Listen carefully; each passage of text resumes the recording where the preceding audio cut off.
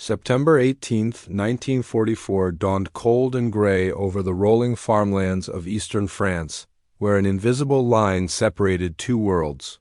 The young American tankers of the 4th Armored Division had barely slept. Their Sherman tanks dug into defensive positions around the small town of Arracourt when the rumble began. At first, it sounded like distant thunder rolling across the Lorraine countryside, but these farm boys from Iowa, Texas, and Georgia knew better. That metallic growl meant only one thing: German armor was coming, and it was coming in force. The odds were catastrophic. Intelligence reports indicated that elements of the 5th Panzer Army, including the vaunted 113th Panzer Brigade, were bearing down on their position with over 200 tanks, including the fearsome Panther tanks that had become the nightmare of Allied armor crews across Europe. The Panther, with its sloped armor and deadly 75mm gun, could destroy a Sherman from over a mile away, while the American tanks had to close to point-blank range to have any hope of penetration. Military analysts had calculated that it took 5 Shermans to knock out a single Panther, a grim equation that gave the battle the unofficial nickname the Tommy Cooker among British troops and Ronson among Americans, after the lighter that lit every time. Captain James Leach, commander of Company A, 37th Tank Battalion, watched the mist beginning to lift from the fields. At 24 years old, he had been a mechanic in a Kansas garage just 3 years earlier. Now he commanded 14 M4 Sherman tanks, each crewed by 5 men who trusted him with their lives. According to reports later documented in the New York Times' extensive battlefield coverage, Leach gathered his crew commanders that morning and told them something that would echo through military history. They've got better tanks, but we've got better tankers. The German plan was textbook blitzkrieg. General Hasso von Manteuffel, commanding the 5th Panzer Army, intended to smash through the American lines at Arracourt, cut off General George Patton's 3rd Army, and recapture the critical supply hub of Nancy. His Panthers would lead the assault, supported by Panzer IV tanks and mechanized infantry. The German High Command believed that American armored units, despite their numbers, lacked the combat experience and tactical sophistication to stand against veteran panzer crews who had learned their trade on the Eastern Front. What the Germans didn't know was that these American farm boys had been forged in the fires of Operation Cobra, the breakout from Normandy.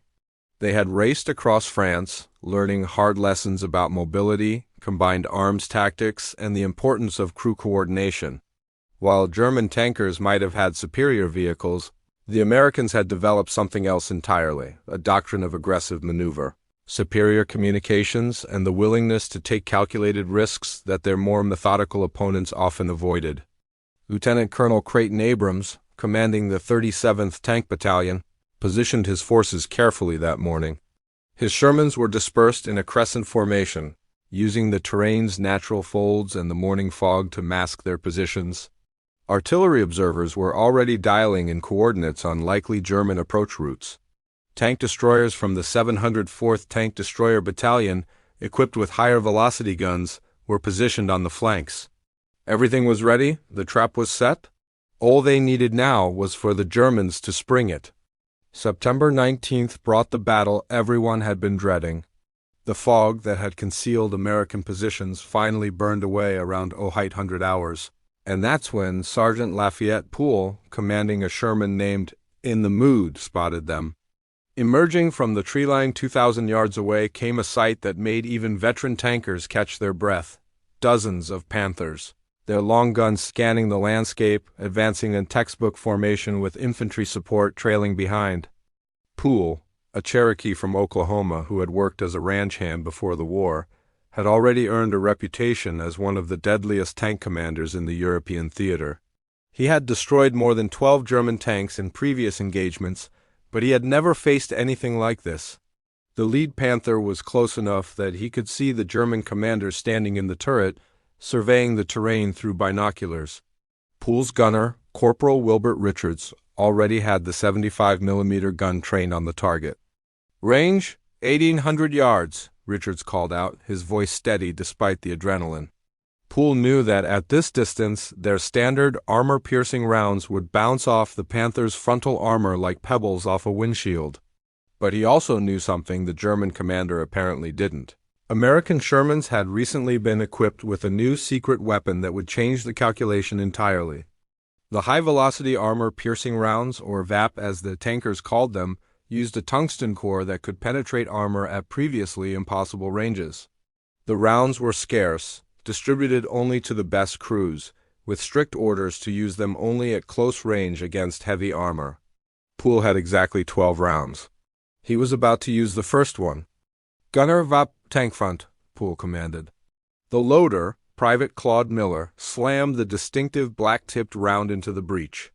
Richards made a final adjustment, compensating for range and the slight breeze crossing the battlefield. "On the way," he announced and squeezed the trigger. The Sherman rocked back from the recoil as the tungsten-cored projectile screamed downrange at over 3,000 feet per second. 1.8 seconds later, it struck the lead Panther just below the gun mantlet, the only vulnerable spot on the tank's frontal armor. The German tank erupted in a gout of flame as ammunition cooked off inside the crew compartment. The commander, who had been standing in the turret, was thrown clear, his body tumbling through the air like a ragdoll. The single shot changed everything. The German advance faltered as commanders realized their supposedly invulnerable Panthers were vulnerable. According to battlefield accounts later compiled by military historian Christopher Anderson, whose research on the Arracourt engagement remains the definitive source, this moment of hesitation proved fatal to German plans. The American tankers, seeing their enemy's confusion, pressed their advantage with a ferocity that stunned the veteran panzer crews. Lieutenant William McBurney's platoon, positioned on the northern flank, opened fire simultaneously. 5 Shermans engaged 8 Panthers at ranges varying from 1,200 to 2,000 yards. The mathematics that had predicted 5-to-1 losses suddenly reversed. Within 10 minutes, 6 Panthers were burning hulks, and the German formation began to withdraw in disorder. American artillery, directed by forward observers who had patiently waited for targets to mass, began dropping rounds among the retreating tanks, adding to the chaos. By September 21st, the battle had evolved into a deadly game of cat and mouse across 20 square miles of French countryside. The Germans, shocked by their initial losses but still confident in their superior armor, continued to press attacks in battalion-strength formations. General von Manteuffel, refusing to believe his Panthers could be consistently defeated by Shermans, ordered increasingly aggressive assaults, each one met by American defenders who were learning and adapting with each engagement. Captain John Roller's Company C had taken up positions in a sunken road near the village of Arracourt, using the natural depression to hide their Shermans until German tanks came within lethal range. Roller, a former high school history teacher from Pennsylvania, had studied accounts of Civil War battles at Gettysburg and recognized the terrain's potential. When a column of Panthers approached at 0-9-30 hours, advancing with textbook precision down the main road, they drove straight into what tankers would later call the kill zone. "Hold fire until I give the command," Roller ordered over the radio net, watching as the first Panther rolled to within 800 yards. Behind it came another, then another, until 12 German tanks were strung out along the road in perfect enfilade position. At this range, even the Sherman's standard ammunition could penetrate the Panther's thinner side armor. Roller let the lead tank pass his position, ensuring maximum vulnerability of the following vehicles. "Fire!" The word crackled across 4 radio sets simultaneously, and the sunken road erupted in flame and thunder. 12 American Shermans fired as one, and 8 Panthers died in the first volley. The survivors attempted to traverse their turrets, but the narrow road and burning wrecks of their comrades trapped them. Within 3 minutes, all 12 German tanks were destroyed or disabled. Not a single American Sherman was lost in the exchange. This pattern repeated itself throughout the day across multiple engagement zones. The Americans had learned to use terrain, to mass fires at critical moments, and to strike from unexpected angles. Staff Sergeant Henry Kelso, commanding a Sherman nicknamed Alley Oop, destroyed 4 Panthers in a single afternoon by racing between firing positions, taking a shot, then moving before German guns could return fire. This tactic of shoot and scoot frustrated German commanders who were accustomed to more static defensive battles. The psychological impact on German tanker crews began to show. Intercepted radio communications, later analyzed by Allied intelligence, revealed panic and confusion among panzer units. One transmission, from a company commander to his battalion headquarters, reported, "The American tanks are everywhere. They shoot from positions where no tank should be. We cannot see them until they fire." The legendary invincibility of the Panther was crumbling, not because the tank itself was flawed, but because the men crewing them had met an enemy who refused to fight by expected rules. Lieutenant Colonel Abrams personally led a counterattack that afternoon when German forces attempted to flank the American position from the south. His command tank, leading 14 Shermans in a wedge formation, caught a German tank company in open ground.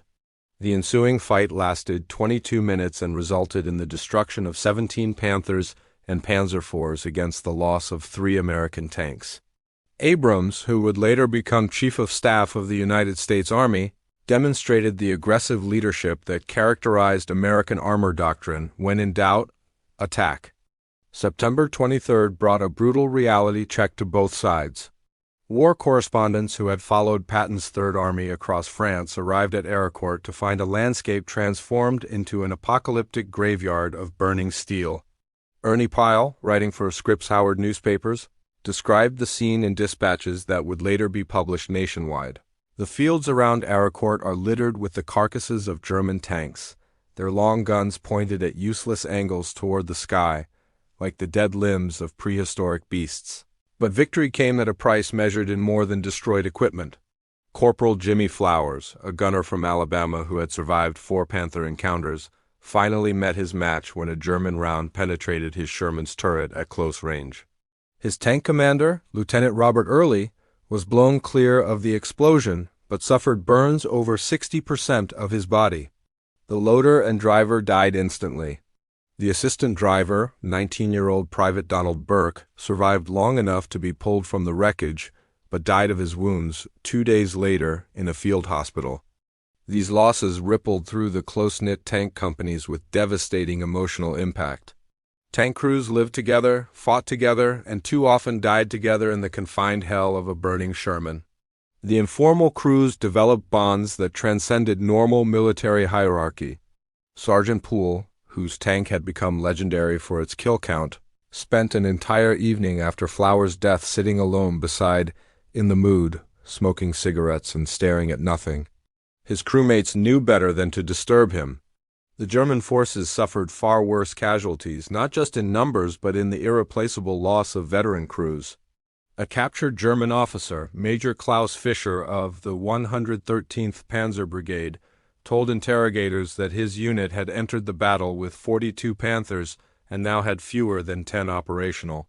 More critically, the experienced crew commanders who had survived campaigns in Russia and North Africa were dead. "You can replace a tank in weeks," Fischer said bitterly. "It takes years to replace the man who commands it."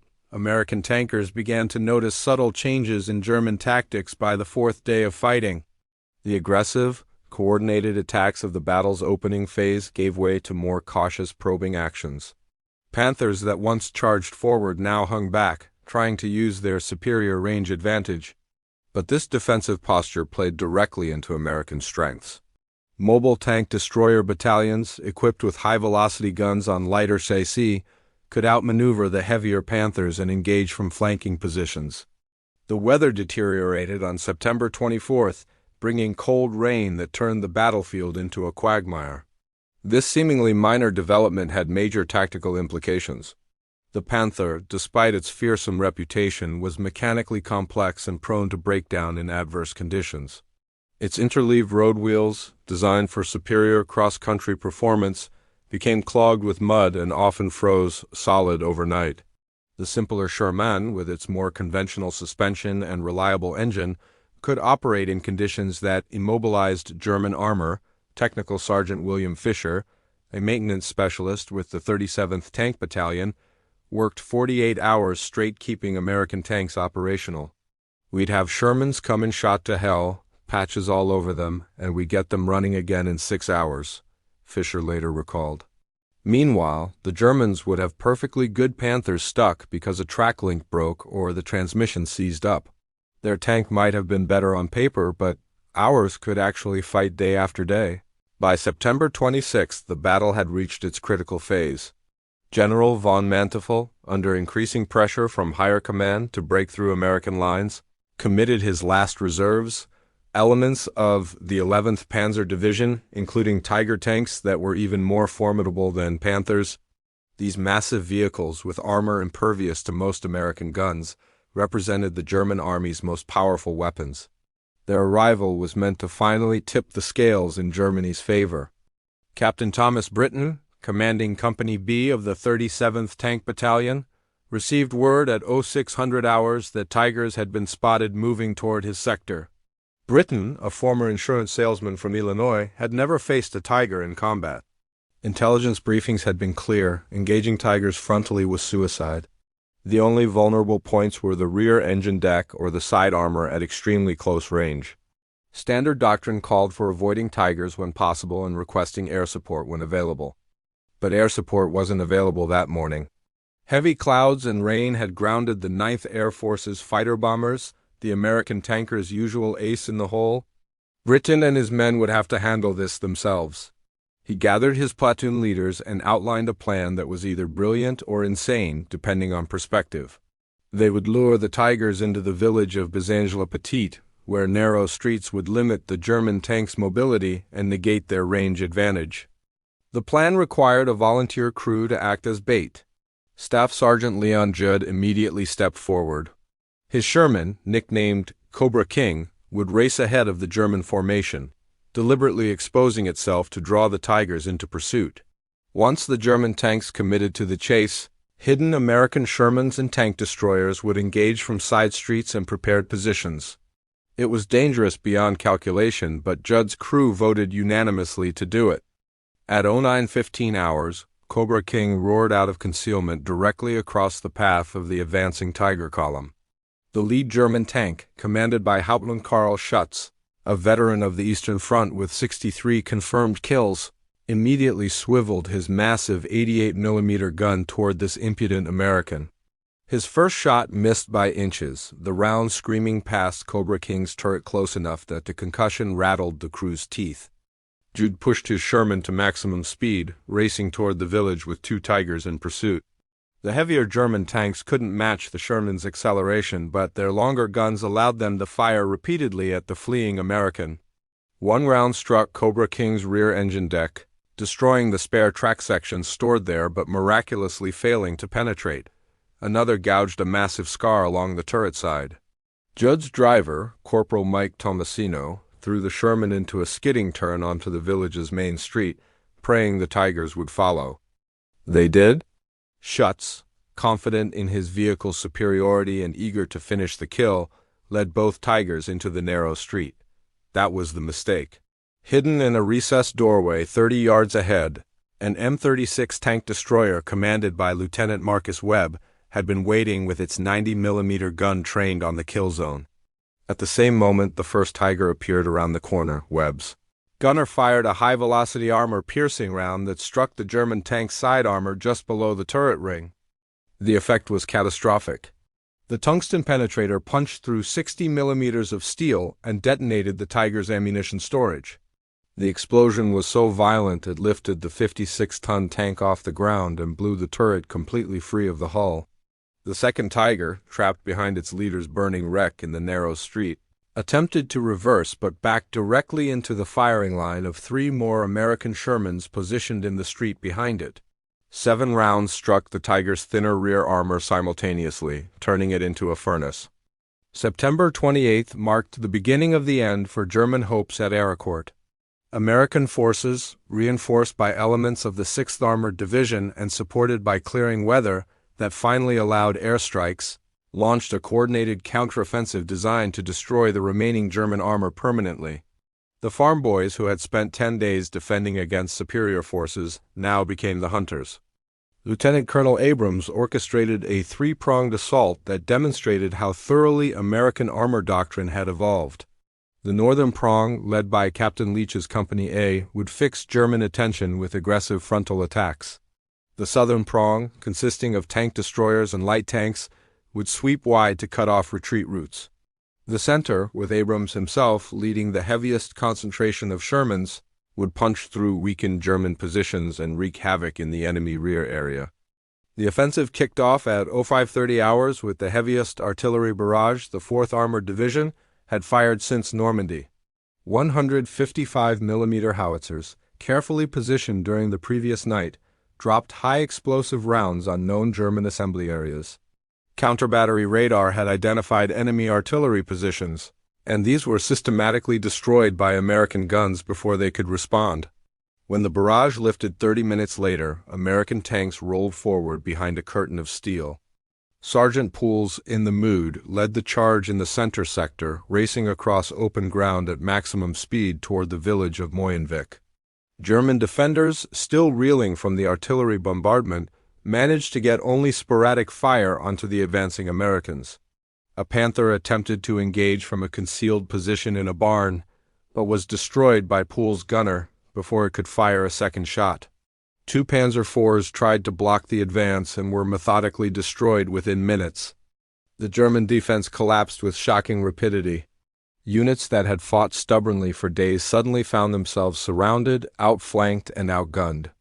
Communication breakdowns, caused partly by American artillery destroying command posts and partly by the speed of the American advance, left German units isolated and unable to coordinate their defense. Individual Panthers and Tigers fought desperate last stands, but separated from infantry support and unable to maneuver effectively, they became sitting targets for American tank destroyers and airstrikes. Captain Roller's Company C achieved the deepest penetration, pushing 12 miles behind German lines before encountering serious resistance. They stumbled upon a German fuel dump that was in the process of being evacuated. The ensuing battle was brief and one-sided. 23 German supply vehicles were destroyed along with their precious fuel cargo, and the fuel depot itself was captured intact. This fuel, ironically, would help power American tanks in the subsequent advance toward the German border. By nightfall on September 28th, the Battle of Arracourt was effectively over. German forces were in full retreat, abandoning disabled tanks and leaving their dead behind in their haste to escape. American pursuit forces harried the retreat mercilessly, destroying vehicles and taking prisoners. The cost to the 5th Panzer Army had been catastrophic, according to official after-action reports compiled by the United States. Army's Historical Division, German forces lost 262 tanks destroyed or abandoned, including 86 Panthers, 7 Tigers, and numerous Panzer IVs and assault guns. October 1st brought autumn clarity to the battlefield at Arracourt, and with it came military historians, war correspondents, and senior officers eager to understand how American forces had achieved what seemed impossible. The casualty figures told a stunning story. The 4th Armored Division reported 48 tanks destroyed or damaged beyond repair, with approximately 300 casualties killed, wounded, or missing. Against this, they had destroyed or captured over 260 German armored vehicles and inflicted estimated casualties exceeding 2,000. The implications rippled through Allied command structures immediately. General George Patton visited the battlefield personally on October 2nd, walking among the burnt-out hulks of Panthers and Tigers. He found Sergeant Poole supervising repairs to In the Mood, which had suffered damage in the final assault. Patton pinned a silver star on Poole's chest and told him, "You and your boys just rewrote the book on tank warfare." Poole, characteristically laconic, simply replied, "We did what needed doing, sir." But the victory at Arracourt meant more than medals and commendations. It fundamentally altered Allied perception of armored combat. The Sherman tank, derided as inferior by critics and dreaded by many crews who had to fight in them, had proven that superior tactics, training, and coordination could overcome technical disadvantages. Military analysts began studying the battle to understand exactly how American forces had achieved such a lopsided victory. Several factors emerged from these studies. First, American crews demonstrated superior situational awareness and communication. While German tanks had better armor and guns, they operated with more rigid radio discipline and less flexible command structures. American tank commanders could coordinate complex maneuvers rapidly, sharing information about enemy positions and concentrating fire with devastating effectiveness. Second, American maintenance and logistics proved superior. keeping higher percentages of tanks operational despite the grinding intensity of sustained combat. Third, and perhaps most critically, American tankers fought with an aggressive mindset that consistently seized initiative from their opponents. German doctrine emphasized methodical, coordinated operations that maximized the technical advantages of their superior tanks. American doctrine emphasized speed, flexibility, and the willingness to take calculated risks. When German commanders hesitated, American commanders attacked. This psychological advantage proved as important as any technical specification. The human stories behind these statistics gradually emerged in letters home, newspaper interviews, and official commendations. Lieutenant Colonel Abrams received promotion and went on to command even larger formations, his reputation as an armor tactician firmly established. Captain Leach returned to Kansas after the war and spent 40 years teaching high school history, rarely speaking of his combat experiences. Sergeant Poole fought in 2 more battles before a German shell finally caught in the Mood in November, wounding Poole severely enough to end his combat career. The farm boys who had destroyed 200 German Panthers at Arracourt returned to their farms, factories, and ordinary lives when the war ended. Most never considered themselves heroes. They had simply done their jobs under circumstances that demanded everything they had. But military historians and armor enthusiasts would study their achievement for generations, recognizing the Battle of Arracourt as a decisive moment when American arms proved equal to any opponent, not through superior technology, but through superior soldiers. The battlefield itself returned to peaceful farmland within years, plowed under and replanted with crops. Today, small monuments mark where the fiercest fighting occurred, visited by military history enthusiasts and descendants of the men who fought there. The burnt-out hulks of Panthers and Shermans were long ago cleared away and melted down for scrap. But the lesson remains: wars are won not by machines alone, but by the courage, skill, and determination of the men and women who operate them. At Arracourt, that lesson was written in fire and steel, taught by farm boys who faced impossible odds and emerged victorious.